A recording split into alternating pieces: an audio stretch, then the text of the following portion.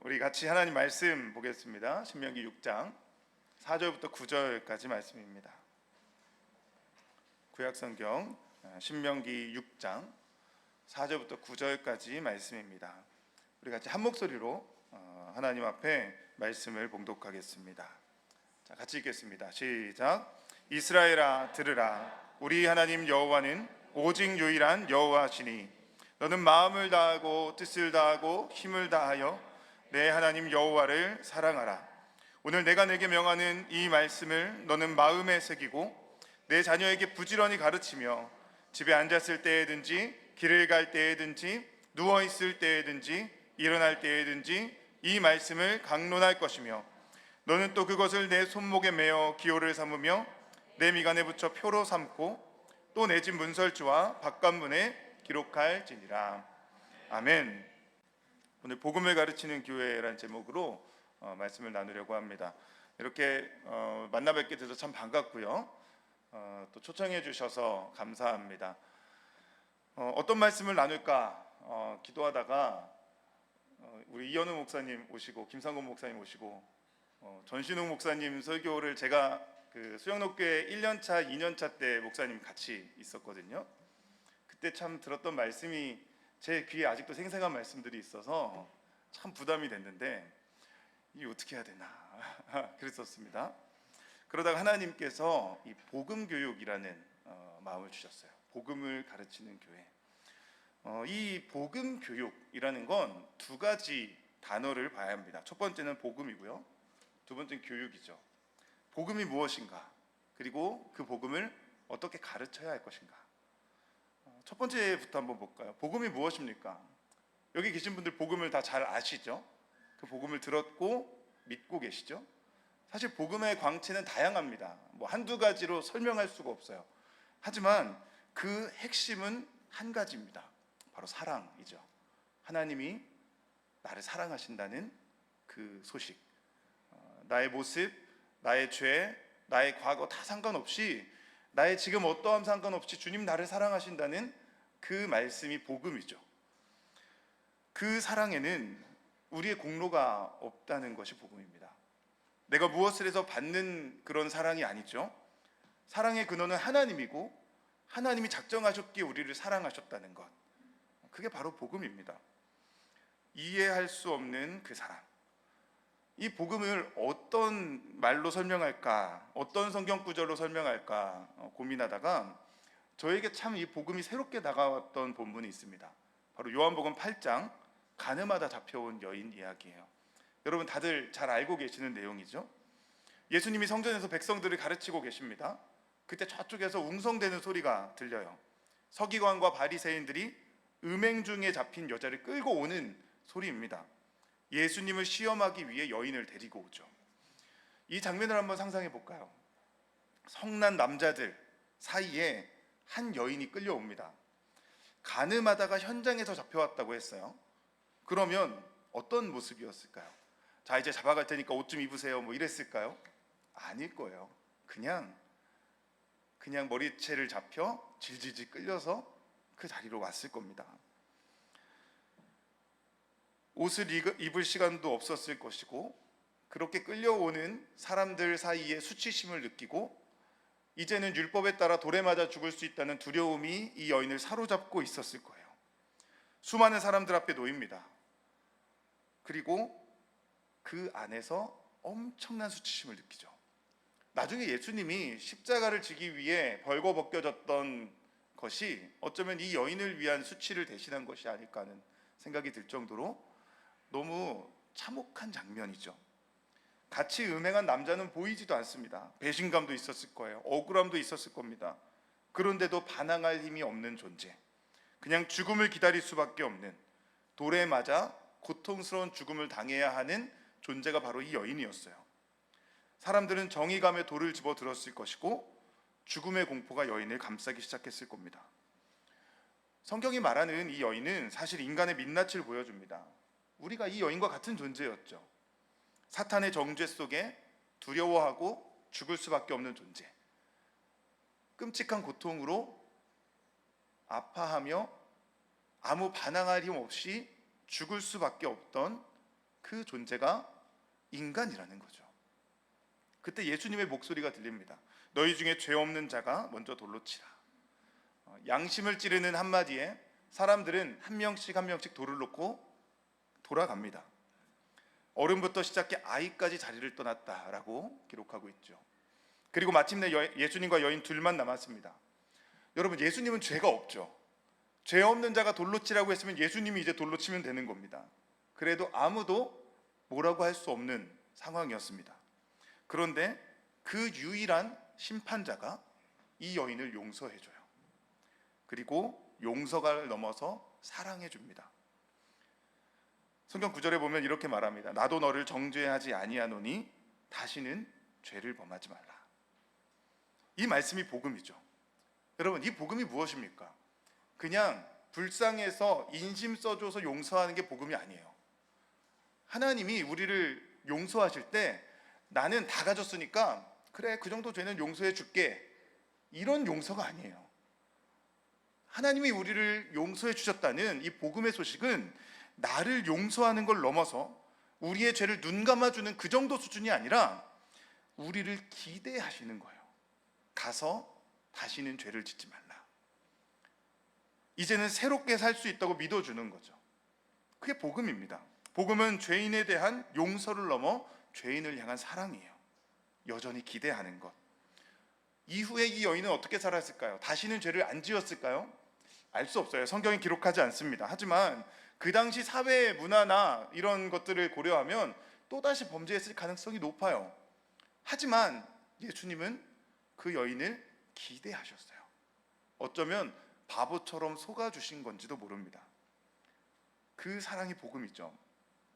실수하고 연약해지고 넘어지고 또 넘어지는 죄인을 사랑해 주는 것, 괜찮아 다시 해보자 말해주는 것, 여기에 하나님의 용서가 있습니다. 그리고 그 용서가 우리에게 복음이죠. 여러분, 용서를 이야기할 때 베드로 이야기가 생각납니다. 베드로는 사람을 몇 번이나 용서해 줘야 되냐고 물어봤습니다. 용서를 몰랐기 때문이죠. 하나님이 죄인을 용서하시는 방법은 우리와 전혀 달라요. 예수님이 7번에 70번씩이라도 하라고 하신 건 숫자를 세서 1번, 2번, 3번, 4번 용서했어, 이게 아니에요. 성경 말씀을 보죠. 이사야 43장 25절에 이렇게 말합니다. 나 곧 나는 나를 위하여 내 허물을 도말하는 자니 내 죄를 기억하지 아니하리라. 신약도 똑같습니다. 히브리서 8장 12절에 내가 그들의 불의를 긍휼히 여기고 그들의 죄를 다시 기억하지 아니하리라. 하나님은 우리의 죄를 잊어버리세요. 그게 용서예요. 우리는 죄책감에 시달립니다. 하나님, 또 죄 지었어요, 죄송해요 하고 하나님께 나아갑니다. 그럼 하나님은 어떻게 하실까요? 내가 너 저번에도 용서해 줬는데 이번에 또 그랬어? 이렇게 말씀하시지 않고 언제 네가 죄 지었지? 나 몰라, 용서해 줄게, 괜찮아, 다시 해보자. 하나님은 우리의 죄를 세고 계시는 분이 아니에요. 하나님 우리의 죄를 잊어버리세요. 그게 용서죠. 주님이 우리를 그렇게 대해 주셨다는 거예요. 그러니까 우리가 지금도 날마다 은혜의 보좌에 나아갈 수 있죠. 복음은 완전한 용서입니다. 자유함입니다. 새롭게 살 수 있는 이유를 줍니다. 그래서 복음은 모든 걸 덮는 사랑이에요. 여러분, 용서 받으신 줄 믿습니까? 죄책감에 시달리지 않으셔도 돼요. 복음은 용서예요. 완전한 용서. 여기서 두 번째 질문을 해야 합니다. 그러면 이 복음을 우리는 어떻게 가르칠 수 있을까요? 특별히 우리 자녀들에게 어떻게 복음을 가르칠 수 있을까요? 하나님이 나를 대하시듯 우리도 대해주는 거예요. 자녀를 기대하고 계십니까? 이 아이가 연약하고 무언가 실수가 많고 잘못을 많이 했어도 그 아이의 잘못을 눈 감아주고 기대하고 계십니까? 우리는 이 부정적인 시각이 많아요. 학교 갔다 집에 오면 무슨 사고 쳤나 물어보고 싶고, 나쁜 일이 없었는지 잘못한 건 없는지를 물어보고 싶어 합니다. 얘가 커서 어떻게 살라 그러나 염려가 되고 걱정이 되죠. 사랑하니까요. 맨날 이 우리의 마음과의 싸움을 합니다. 여러분, 주님은 우리에게 너 또 죄 지을 거지만 내가 용서해 줄게 라고 하신 게 아니에요. 우리를 믿어주시고 용서해 주셨어요. 다시는 죄를 짓지 말라. 말도 안 되는 얘기 같지만 그 한마디에 우리를 향한 사랑이 들어있는 거죠. 우리도 자녀를 그렇게 대해야 된다는 거예요. 문제는 안 된다는 거죠. 그렇죠? 우리의 마음에는 계속해서 불안과 염려들이 밀려옵니다. 그래서 오늘 이 쉐마 말씀을 봐야 합니다. 쉐마는 구약에 있는 성경이에요. 하지만 여러분, 쉐마는 구약의 율법을 가르치기 위해 주신 게 아니에요. 쉐마는 신약의 복음과 연결됩니다. 오늘 4절 5절 말씀입니다. 이스라엘아 들으라. 우리 하나님 여호와는 오직 유일한 여호와시니 너는 마음을 다하고 뜻을 다하고 힘을 다하여 내 하나님 여호와를 사랑하라. 우리가 자녀를 사랑하기 위해, 복음으로 대하기 위해서 가장 먼저 해야 하는 것은 사랑이라는 겁니다. 그냥 사랑이 아니죠. 온전한 사랑입니다. 여기 4절 5절 말씀을 여러분 어떻게 느끼고 계십니까? 모세가 이 말씀을 명령할 때 어떤 어조로 했을 거라고 생각하십니까? 생각해 보시죠. 호통치고 있을까요? 사랑을 강요하고 있을까요? 아니에요. 지금 모세는 하나님을 자랑하고 있습니다. 4절에 보면 우리 하나님이에요. 무엇과도 비교할 수 없는 유일한 여호와예요.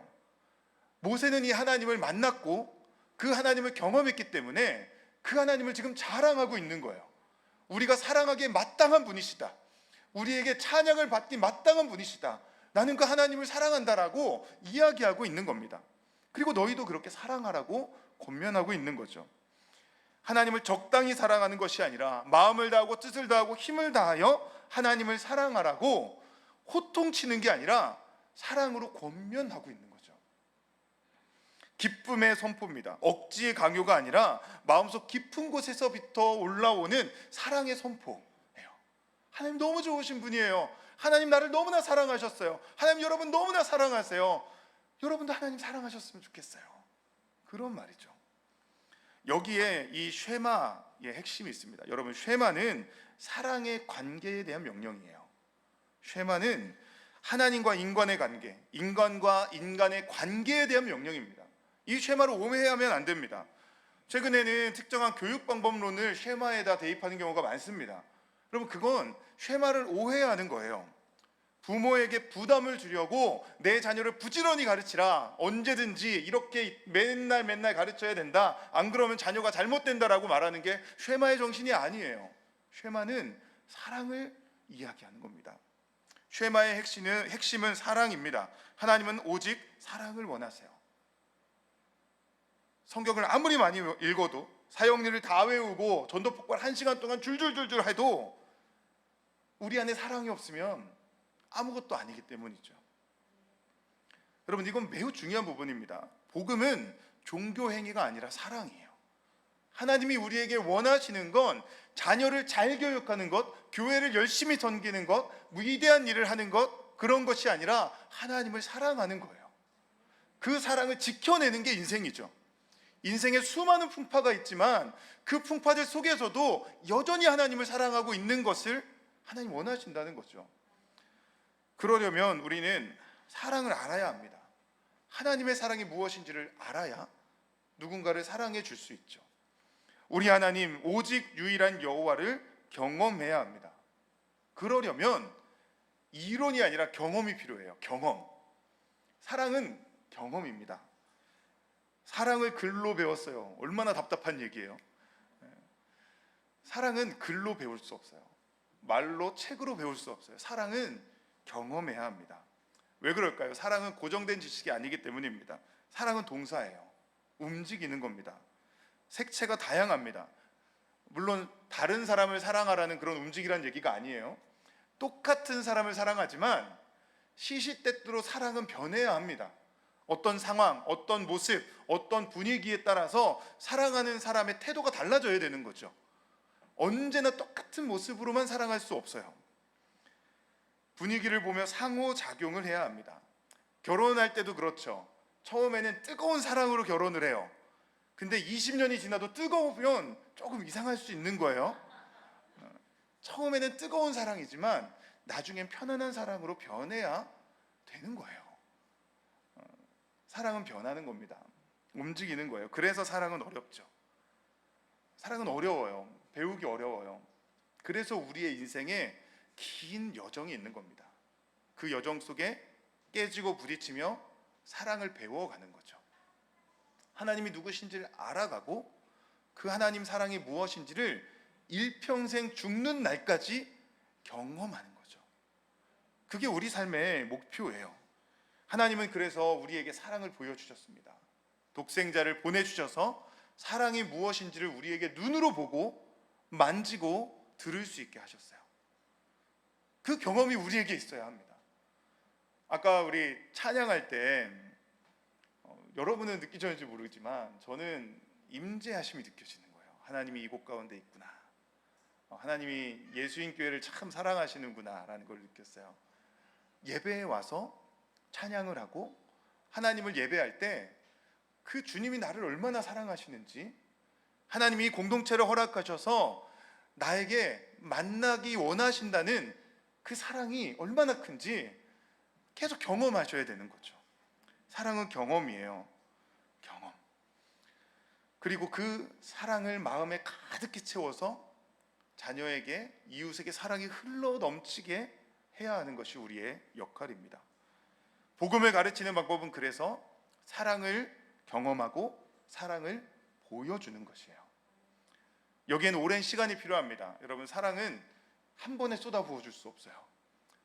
내가 널 이만큼 사랑해 하고 막 좋은 거 다 사주고 가고 싶은데 다 데려가고 많이 해주면 그 아이에게 사랑이 오래 가는 게 아니에요. 아무리 좋은 걸 많이 해줘도 사랑은 휘발성이에요. 내일 또 새로운 사랑이 필요하죠. 제가 아이들이 어렸을 때 이 비싼 놀이동산에 이제 데려갔어요. 하루 종일 열심히 놀아줬습니다. 돈도 엄청나게 썼죠. 비싸잖아요. 그리고 올 때 솜사탕하고 감자튀김을 사줬어요. 집에 오는 차에서 오늘 뭐가 제일 좋았니? 솜사탕이요. 감자튀김이요.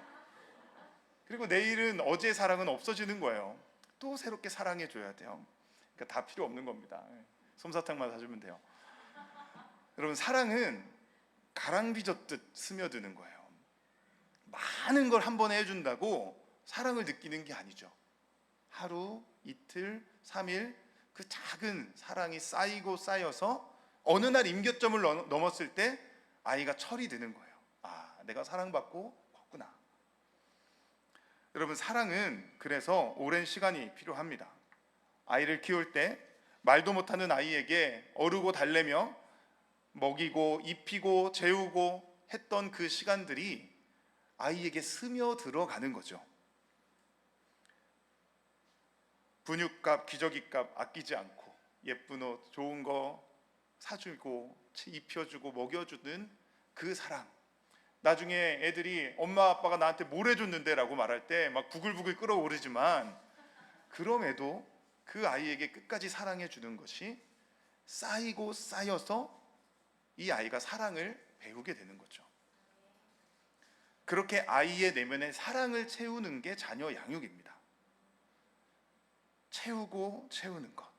그렇게 사랑받고 자란 아이는 사랑을 할 줄 아는 아이가 되는 거예요. 성경 지식이나 습관 훈련보다 먼저 해야 하는 것은 사랑을 채워주는 충분한 시간을 갖는 겁니다. 그 시간을 통해 또 부모도 사랑을 배우기 때문이죠.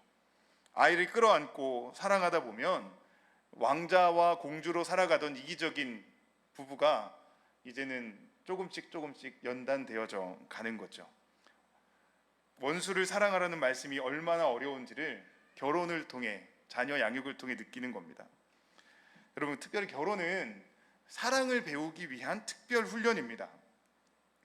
그래서 꼭 나의 가장 힘든 부분을 상대방이 건드리게 만드셔요. 결혼 전에는 매력 포인트였던 게 결혼하고 나서는 이 혐오 포인트가 되죠. 남자다운 게 좋아서 결혼했는데 결혼했더니 너무 남자다워요. 말도 안 듣고 지멋대로 하고 막 양말 벗어서 아무 때나 놓고 가자 막 이래버리고.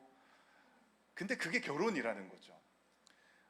저도 이 진짜 사랑을 결혼하고 나서 배웠습니다. 이기적인 아들이었죠. 물론 그 당시에 전도사로 사역을 하고 있었기 때문에 사랑에 대한 설교를 많이 했어요. 특별히 저는 그 사도 요한을 참 좋아해서 사랑의 사도 요한, 사랑은 이런 것이다 막 설교하고 이랬습니다. 그런데 결혼해 봤더니 그게 사랑이 아니더라고요.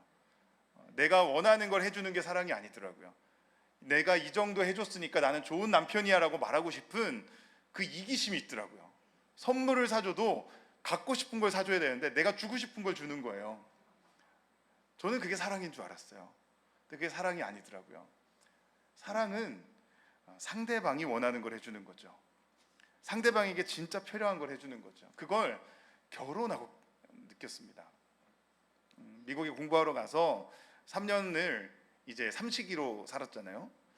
근데 그전에는 사역 때문에 바빠서 서로 이제 떨어져 있을 시간이 있었는데 같이 있으니까 싸우는 빈도가 배가 되는 거예요. 더 많이 부딪히고 더 많이 싸우고 거기서 많이 깨졌죠. 그러면서 내가 이렇게 못된 놈이구나. 참 많이 경험했었습니다. 지금 원고에서 벗어났는데, 자, 사랑은 아주 진한 경험이에요. 그래서 진한 경험, 전생애를 통해 사랑을 축적하는 겁니다. 그리고 하나님의 사랑을 깨닫고 이 땅을 떠나는 게 인생의 목표예요. 특별히 요즘엔 그 수명이 길어졌지만 그만큼 병상에서의 시간도 길어졌죠. 여러분, 그 병상의 시간을 하나님이 허락하시는 이유가 무엇일까요? 병원에 가면 이렇게 아프시면 빨리 천국 데려가시면 좋겠다 싶은 분들도 계셔요. 그런데 병상에서 몇 년씩 계시는 분들도 있죠. 그 이유가 무엇일까요? 하나님이 나를 그럼에도 불구하고 사랑하신다는 걸 온몸으로 느끼게 하시는 기간은 아닐까 해요. 여러분, 사랑은 경험입니다. 사랑을 경험하지 못하면 복음도 몰라요. 교회를 다니지만 신앙생활을 하지만 하나님의 사랑이 내 안에 없으면 나는 복음을 모르는 거예요. 그리고 그 복음을 가르쳐 줄 수도 없어요. 그런데 여기서 중요한 한 가지 사랑의 특성이 있습니다. 뭐냐면 사랑은 혼자 할 수 없다는 겁니다. 사랑은 대상이 있어야 돼요. 관계 안에서 구체화되는 게 사랑입니다. 그래서 하나님이 공동체를 부르셨죠. 쉐마의 시작이 무엇입니까? 이스라엘아 들으라요. 엄마야 아빠야 들으라가 아닙니다. 이스라엘아 들으라. 이 공동체가 함께 하나님을 전심으로 사랑하며 살아가는 것이 자녀에게 복음을 가르치는 방법이라는 겁니다. 솔직해져 보시죠. 직장이나 가정이나 교회나 대부분의 어려움은 어디서 옵니까? 일이 어려워서예요? 아니에요. 관계예요. 사람이 제일 어려워요. 왜 그렇습니까? 인간은 모두 죄인이기 때문이죠. 차라리 혼자 하나님을 사랑하는 건 쉬울 수 있어요. 그런데 공동체 안에서 함께 하나님을 사랑한다는 건 정말 어려워요. 마음에 안 드는 말이 한마디씩 툭툭 내 마음을 치고 내가 원하지 않는 방향으로 공동체가 가는 것처럼 느껴질 때 내가 그것을 품을 수 있는 용량이 없다는 걸 발견하는 거죠. 밥 먹으러 왔는데 다 치워버렸으면 승질이 나는 게 우리 인간인데, 그런 연약함들을, 그런 힘겨움들을 품고 사랑하며 조금씩 나를 연단하시는 것이 하나님의 공동체를 주신 이유라는 겁니다. 왜 그렇습니까? 부딪히지 않으면 성장하지 못하기 때문이에요. 부딪혀야 깨어지고 깨어져야 성장하는 겁니다. 결혼과 자녀 양육, 아까 우리를 연단하는 사랑을 가르치는 방법이라고 했죠. 왜 하나님이 결혼과 자녀 양육으로 우리를 연단하실까요? 여러분, 결혼의 성경적 정의가 뭔지 아십니까? 결혼, 세상은 남자와 여자가 만나 서로 결혼하기로 계약하는 것처럼 이야기를 하죠. 성경이 말하는 결혼은 죄인과 죄인의 만남이에요. 모든 사람이 죄를 범했음에 죄인이에요. 다 죄인이에요. 남자도 죄인, 여자도 죄인. 그 둘이 결혼했으니 당연히 죄 가운데 싸우죠. 분노가 폭발하죠. 그걸 해결하려면 인간의 어떤 방법론이 아니라 하나님의 은혜를 가정에 심는 것, 그게 그 가정의 불화를 해결할 수 있는 유일한 방법이에요. 뭐 대화해서 그랬구나, 서로 배려해주고 빨래를 더해주고, 그게 해결책이 아니고요. 죄인과 죄인의 갈등을 해결할 수 있는 방법은 은혜밖에 없다는 겁니다. 교회도 마찬가지예요. 교회도 죄인들의 모임이에요. 그죠? 죄인들의 모임이에요. 당연히 부딪힙니다. 하나님이 저 사람을 왜 여기다 갖다 놨어? 하나님이 실수로 데려놓으신 게 아니에요. 그 한 사람을 통해 이 공동체를 성숙하게 만들어 가시고, 또 나를 통해 누군가를 성숙하게 만들어 가시는 하나님의 섭리가 있는 거죠. 원수를 사랑하라는 명령이 교회 안에서 현실이 되어갈 때 그 교회가 은혜 안에 세워지는 교회가 되는 거예요. 아무 문제 없고 다 마음 맞고 만나면 항상 좋기만 한 것이 은혜로운 공동체가 아니고, 그 안에 연약함이 있지만 내가 끌어안아야 하는 그런 아픔들이 있지만 그럼에도 불구하고 함께 살아가는 것이 아름다운 교회라는 겁니다. 하나님은 그럼에도 불구하고 사랑을 포기하지 않도록 우리에게 명령하시는 거예요. 그 이유가 무엇입니까? 복음을 가르치기 위해서예요. 사랑을 실천할 기회를 주기 위해서입니다. 내가 사랑하는 게 얼마나 힘든 존재인지를 느끼게 하는 거죠. 우리는 하나님의 걸작품입니다. 다만 아직 대리석 안에 갇혀있는 걸작품이에요. 인격과 인격이 부딪혀서 나를 깎아내 하나님의 걸작품으로 빚어져가는 시간이 우리에게 필요합니다. 미켈란젤로가 이런 이야기를 했습니다. 모든 돌 안에는 조각상이 있다. 조각가는 그것을 발견하는 사람이다. 하나님이 우리를 만드신 것도 동일해요. 우리는 아직 갇혀있는 대리석 조각이에요. 하나님이 그걸 깎아내십니다. 공동체를 통해서. 날카로운 정과 망치를 집어들고 사정없이 내리쳐야 조각품이 되는 거죠. 돌이 아플까봐 살살 내리치면 조각품이 될 수 없습니다. 작품은 고통의 결과로 만들어집니다. 깎여지는 것이 그래서 은혜예요. 나와 다른 누군가와 부딪히며 사랑을 배워가는 거예요. 그럼에도 사랑하고, 그럼에도 품어주고, 그 안에 내 연약함을 발견하고, 내가 이렇게 연약한데도 주님 나를 사랑하시고 나를 기대하신다는, 나에게 거룩을 요구하신다는 그 하나님의 말씀을 들으며, 아, 하나님이 나를 이렇게 사랑하시는구나, 날 여전히 기대하시는구나, 그걸 배워가는 과정이죠. 그래서 때로는 안락한 환경도 좋지만 어려운 환경도 필요합니다. 때로는 나를 위해 기도해주는 목사님보다 나를 기도하게 만드는 목사님이 훨씬 나을 수도 있어요. 전신웅 목사님 어떤 분입니까? 우리는 깎여가는 거예요. 깎여가는 거예요. 하나님이 나를 연단해 가시는 거죠. 그리스도인은 그래서 사랑을 위해 사는 겁니다. 여러분, 교회가 왜 존재할까요? 교회에는 사명이 있어요. 우리 수영록 교회에는, 여기 또 우리 수영록 출신도 많으신데, 옛날부터 우리 원로 목사님 때부터 계속해서 외쳤던 게 있죠. 부산 복음화, 민족 복음화, 세계 복음화. 어떤 영화부 애가 우리 목사님은 고구마를 좋아한다고 부산 고구마, 민족 고구마 이랬는데, 그게 교회의 비전이에요. 그런데 하나님이 나중에 우리가 천국 가면 너 부산 복음화 했어? 민족 복음화 했어? 이렇게 체크하시는 분이 아니에요. 그렇죠? 교회의 사명이 있어요. 지역을 복음화하고 믿지 않는 자들을 구원하는 사명이 있어요. 그런데 그 사명보다 훨씬 더 본질적인 사명은 사랑하는 거예요. 그렇죠? 나하고 안 맞는 사람이 있지만 이곳에 와서 함께 예배드리는 것, 내 안에 있는 오해를 풀어가고 그 사람의 진심을 알아가는 것. 사실 세상에는 불행하고 싶은 사람은 없거든요. 다 행복하고 싶고 다 잘 지내고 싶어 해요. 그런데 그 안에 쌓이고 쌓인 아픔들이 그런 나쁜 모습으로 표출되는 거죠. 그래서 사실 어떤 사람을 진짜 이해하면 사랑할 수 있어요. 알아가려 노력하지 않고 비난하기에 미운 거죠. 그 사람의 말을 듣고 그 사람의 상황을 공감하고 그 안에 깊이 들어가 보면 정말 말도 안 되는 행동을 하는 사람도 사랑할 수 있는 거죠. 그걸 배워가는 것이에요. 주님이 우리를 그렇게 사랑하셨기 때문이죠. 주님은 우리의 스토리를 아세요. 우리가 누구인지 아세요. 그리고 우리를 사랑하세요. 그래서 실패하고 넘어진 것 같아도 사랑할 힘이 있다면 성공한 인생이에요.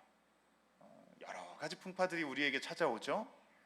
그 안에서 실패하고 넘어졌지만 그럼에도 끝까지 하나님 원망하지 않고 여전히 하나님을 사랑하고 있다면 그 인생은 성공한 인생이에요.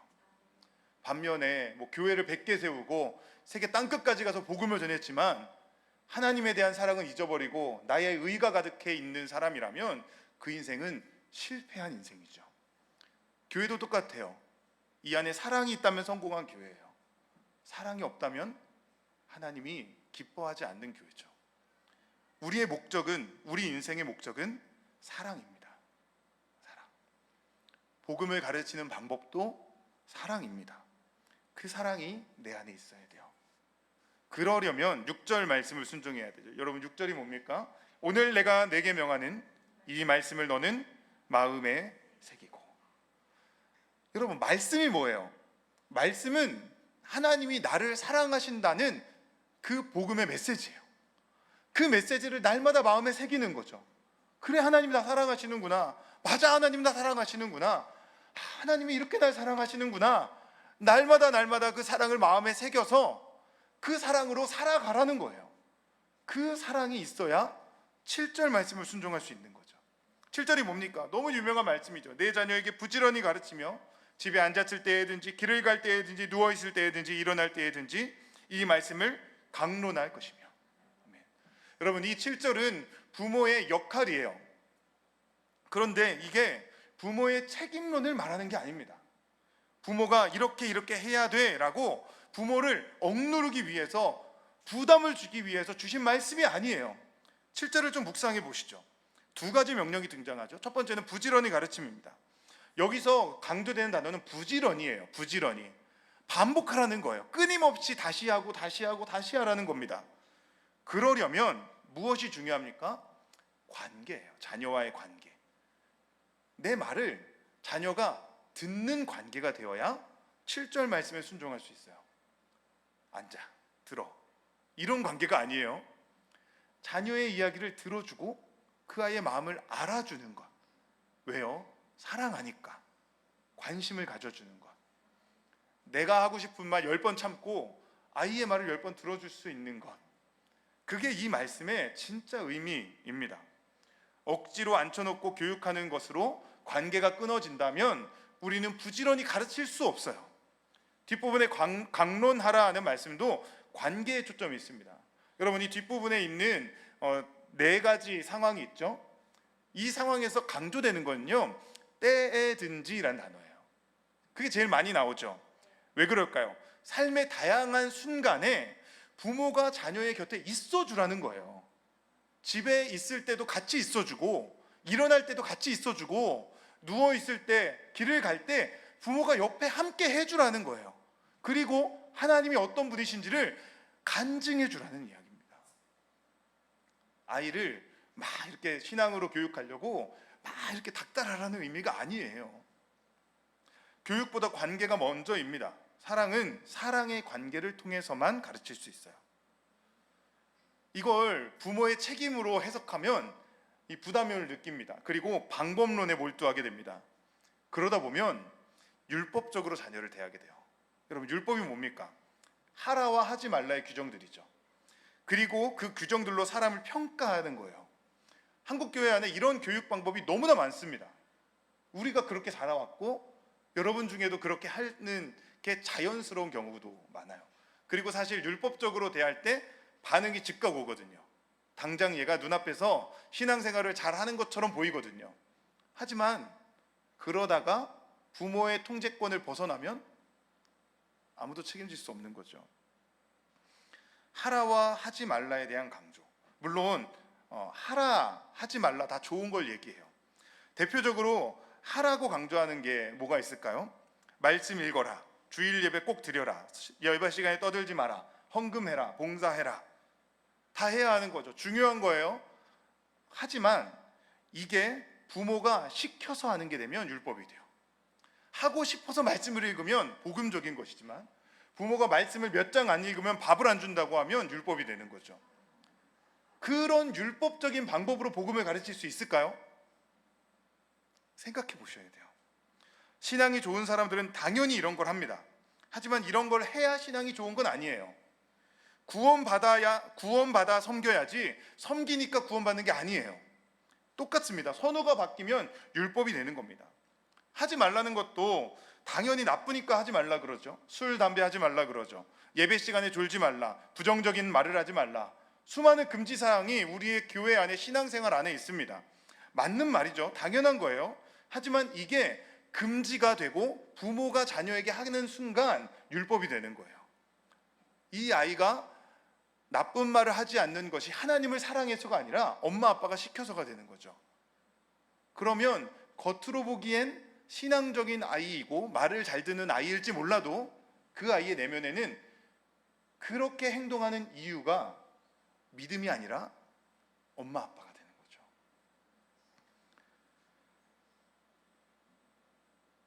한국 교회 안에 이런 분위기가 많습니다. 이런 교육 방법들이 많아요.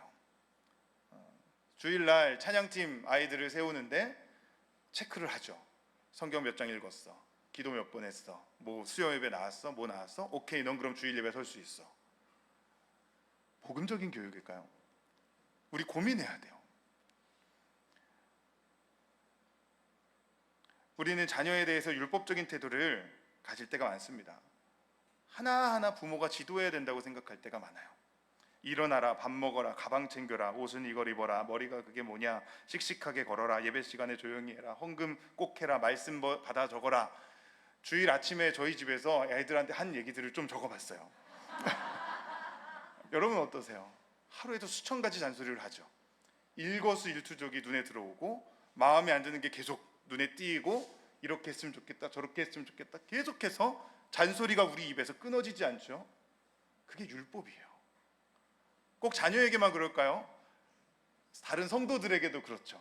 저 사람은 성경책을 저렇게 안 들었으면 좋겠는데, 저 사람은 저기 앉아서 저렇게 다리 안고 왔으면 좋겠는데, 이랬으면 좋겠고 저랬으면 좋겠고, 내 마음에 안 드는 것들이 하루에도 수도 없이 많아서 잔소리하고 싶은 욕망이 막 밀려오죠. 근데 그 사람이 내 영향권 안에 있으면은 시키죠. 이렇게 해야 돼, 저렇게 해야 돼. 그러면 겉으로 보기엔 좋은 그리스도인처럼 보여요.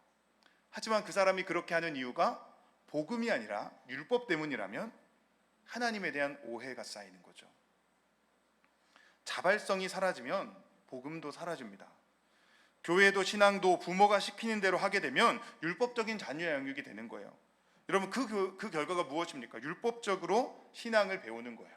마치 교회를 다니는 게 체크리스트 완성하는 것처럼 됩니다. 새벽기도 몇 번 나왔고, 말씀 몇 장 읽었고, 뭐 했고, 오케이, 난 좋은 그리스도인이야. 그게 신앙입니까? 그게 복음일까요? 믿음은 하나님에 대한 신뢰의 축적입니다. 어렸을 때부터 하나님이 계시다는 것을 느끼고, 내가 기도했는데 응답해 주신 것, 내 아픔을 돌아봐 주신 하나님을 만난 경험, 그런 작은 경험들이 쌓여서 믿음이 되는 거예요. 그런데 우리는 그걸 가로막고 율법으로 형식적인 신앙생활의 틀로 아이를 가르칠 때가 많아요. 가정에서도 그래요. 지금 다음 세대가 사라진 이유가 무엇일까요? 저는 제가 제시하는 이유는 다음 세대가 내 하나님을 만나지 않았기 때문이에요. 부모님의 하나님은 만났죠. 이렇게 해야 되고 저렇게 해야 되는 부모님의 하나님을 만났어요. 하지만 내 하나님은 없는 거예요. 모든 것을 부모님이 공급해 줬고, 교회 가서 앉고 서고 일어나고 모든 행위를 부모님이 하라는 대로 했죠. 그러니 부모님의 영향을 떠나면 내 하나님이 없는 거예요. 세상과 부딪혀본 경험이 없어요. 그 안에서 치열하게 싸워본 경험이 없어요. 내 인생의 문제를 놓고 하나님 앞에 기도해 본 적이 없어요. 그러면 내 하나님이 아니라 부모님의 하나님이 되는 거죠. 여러분, 믿음은 하나님을 만난 경험으로 만들어집니다. 하나님의 사랑을 경험해야 믿음이 돼요. 하나님과 친밀한 관계를 누린 경험이 쌓여야 믿음이 됩니다. 여러분도 그렇게 믿으셨잖아요. 하나님을 전심으로 사랑했던 그 경험이 있잖아요. 밤을 새워 기도했던 경험, 목이 쉬어라 하나님 앞에 부르짖었던 그런 경험이 있지 않으십니까? 노방전도하다 수모를 당했던 적이 있고, 교회를 섬기다가 아파했던 적이 있고, 그때 하나님이 나를 위로해 주셨던 그 영적 경험이 있지 않으십니까? 그럼 우리 아이들은 어떨까요? 이 아이들이 교회를 섬겨본 경험이 있습니까? 길거리에 나가서 전도해 본 경험이 있습니까? 예수 믿는다고 핍박당해 본 경험이 있습니까? 이 아이들도 그 경험을 해야 돼요. 그래야 하나님을 만나는 거예요. 하나님의 사랑은 직접 경험해야 합니다. 부모는 하나님이 아니라 부모는 하나님의 대리자일 뿐이에요. 부모를 통해 자녀는 하나님의 사랑을 직접 만나야 돼요. 부모가 채워주는 하나님이 아니라 하나님이 직접 아이를 만날 수 있도록 환경을 열어주는 거죠. 그러려면 날마다 선악과를 마주해야 합니다.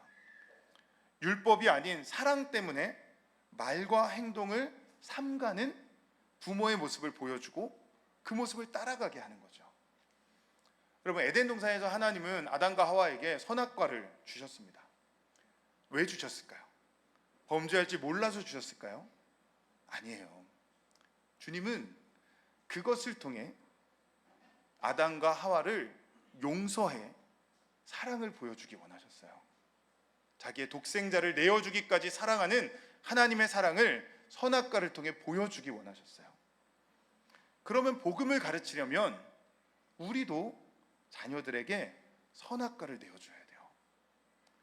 되게 어려운 얘기입니다. 아이들이 실수할 때를 만들어줘야 돼요. 아이들이 직접 하나님 앞에 죄책감을 느낄 때도 필요하고요. 이 아이가 무언가 인생의 괴로움 앞에 절규할 때도 필요해요. 그때를 스스로 선택할 수 있게 해줘야 합니다. 복음은 그렇게 가르치는 거죠.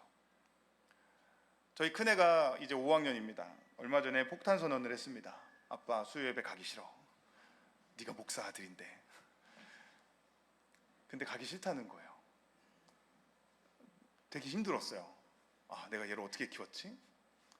그런데 하나님 주시는 마음은 선택하게 해라. 이 아이는 예배를 부모님 때문이 아니라 자기가 선택해서 가야 돼요. 그래서 가지 마 이랬습니다. 너무 좋아하는 거예요. 한 3주를 안 갔어요. 너무 행복하대요. 기도했죠. 하나님, 우리 아들이 예배 드리는 아들 되게 해주십시오. 하나님이 친구를 붙여주셨어요. 그때 왔던 우리 이현우 목사님 큰애. 그래서 둘이 맨날 가서 축구하고 놀아요. 그리고 교회를 가요. 전 그게 기도 응답이에요. 그리고 이 아이가 예배를 가기로 선택했어요. 지금 우리 아이들은 어떻습니까? 선택해서 와 있습니까?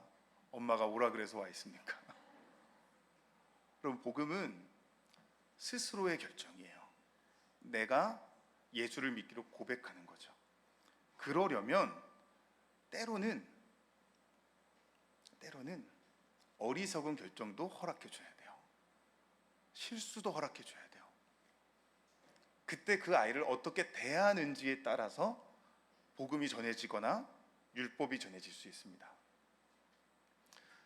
우리 아이들이 어떤 사고를 치죠. 여러 문제들이 생기죠. 그때 여러분 어떻게 대하십니까?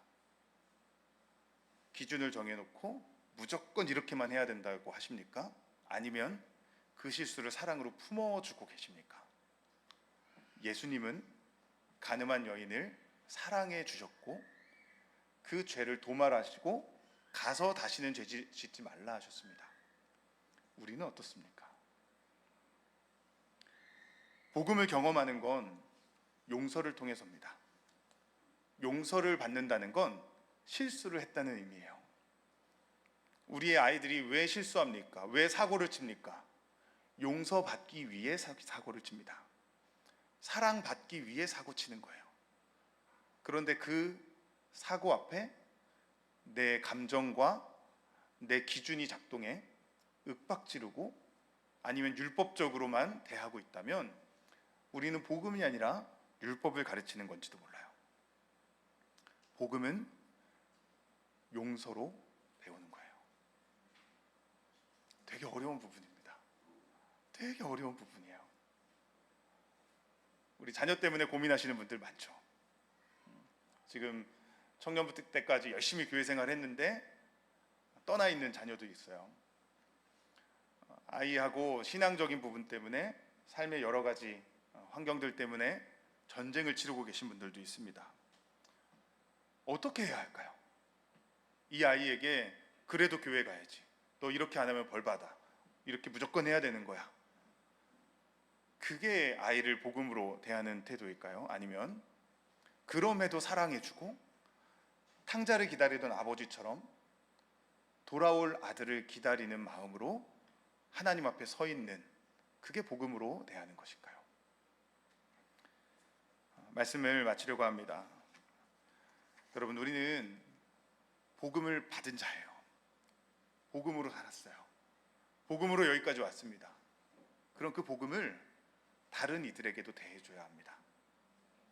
사랑해 주십시오. 복음을 가르치는 방법은 다른 데 없어요. 오직 사랑. 그럼에도 사랑. 그 사랑이 복음을 가르치는 겁니다. 스스로에게 질문해 보시죠. 사랑하고 계십니까? 아니면 율법으로 대하고 계십니까? 누군가의 연약함이 보여요. 누군가가 죄를 지었어요. 눈앞에 드러난 죄예요. 그 죄를 정죄하고 계십니까?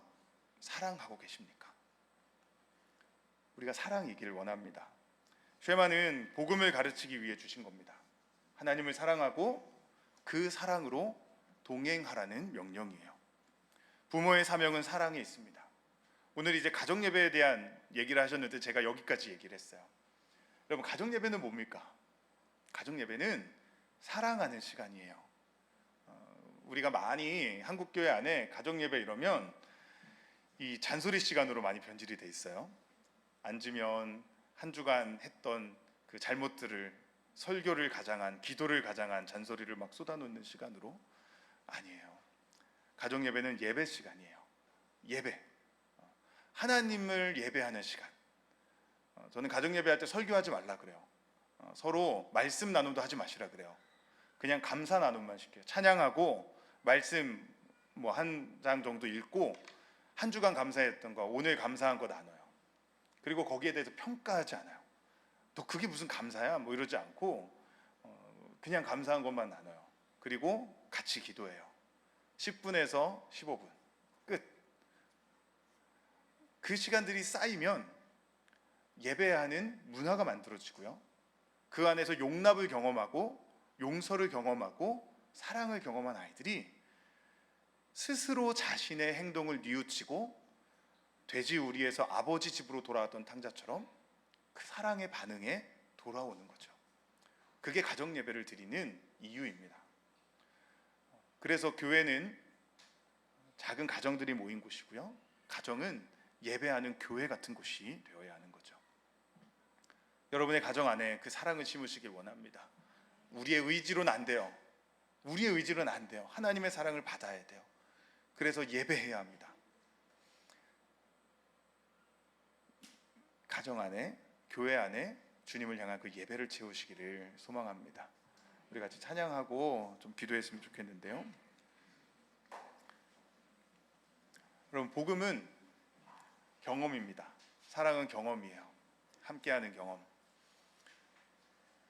작은 삶의 순간들마다 아이들이 용납받고 사랑받고 그리고 그 아이를 따뜻하게 불러주는 그 이름 하나하나에 이 아이들이 하나님의 사랑을 배우는 거예요. 우리 예수인교회 와보니까 위에서 애들이 막 뛰놀더라고요. 저 뒤에 잠옷실에도 애들이 있고 이 안에도 애들이 막 돌아다닙니다. 그 아이의 이름을 불러주고 잘 왔다고 해주고 따뜻하게 한번 안아주고 용돈 1,000원씩이라도 하나씩 쥐어주고, 그게 아이들은 사랑받는 경험이에요. 그 추억들이 쌓여서 하나님의 사랑을 알게 되는 겁니다. 무슨 대단한 커리큘럼을 가지고 좋은 교육을 해야지 아이들이 복음을 경험하는 게 아니에요. 복음은 작은 사랑의 축적이에요. 가정에서도 교회에서도 아이들을 사랑해 주십시오. 아이들을 데리고 교회에 많이 오세요. 그리고 교회에 온 아이들을 사랑해 주세요. 축복해 주세요. 저는 수영록교회라는 메가처치에서 사역을 합니다. 그러면서 제 안에 참 많은 고민은 우리가 이 아이들을 인격적으로 대하고 있는가? 신앙을 교육으로 전하고 있는 건 아닌가? 사랑의 경험이 아니라 머릿속에 성경 지식만 넣고 있는 건 아닌가? 이런 고민을 합니다. 예수인교회는 복음을 가르치는 교회로 지금부터 세워졌으면 좋겠어요. 아이들을 사랑해 주십시오. 사랑이 이깁니다. 사랑이 능력입니다. 우리 찬양하고 마치겠는데요. 우리는 주의 움직이는 교회라는 찬양입니다. 여러분은 교회예요. 우리는 교회 공동체입니다. 그리고 교회는 사랑하는 곳이에요. 하나님을 높이고 그분의 사랑으로 하나 될 때 우리는 아이들에게 교회 복음을 가르쳐주는 교회가 되는 겁니다. 어떤 커리큘럼, 훌륭한 교육 지식이 아니라 이 교회가 함께 예배하며 하나님 사랑을 느끼며 그 사랑으로 아이들에게 흘려보내주는 그 시간이 축적될 때 여기에 있는 우리 아이들이 믿음의 사람으로 성장할 줄 믿습니다. 찬양하고 기도하겠습니다.